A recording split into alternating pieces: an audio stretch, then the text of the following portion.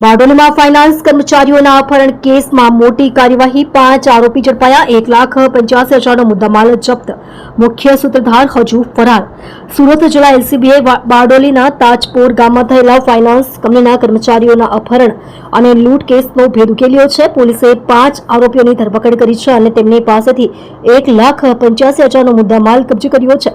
ગત 5 સપ્ટેમ્બરે નવસારીની શ્રી કૃષ્ણ ફાઇનાન્સ કંપનીના કર્મચારીઓ નવીન કાર્તિકેયન અને રૂપણ ચક્રવર્તી પૈસાની ઉઘરાણી કરી પરત ફરી રહ્યા હતા।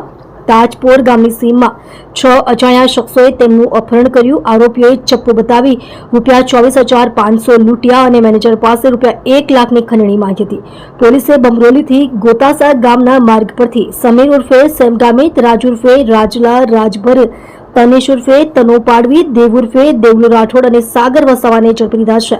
તેમની પાસેથી લૂંટના ₹15,170 રોકડા, 3 મોટરસાયકલ અને 4 મોબાઈલ ફોન મળ્યા છે। પકડાયેલા આરોપીઓમાં સમીર ગામિત અને રાજ રાજભર જાન્યુઆરીમાં એક વેપારીની લૂંટમાં સંડોવાયેલા હતા। અન્ય આરોપીઓ સામે પણ વિવિધ પોલીસ સ્ટેશનમાં ગુના નોંધાયેલા છે। કેસનો મુખ્ય સૂત્રધાર સાહિલ સમીર પઠાણ હજુ ફરાર છે। પોલીસે તેને પકડવા માટે તપાસ તેજ કરી છે।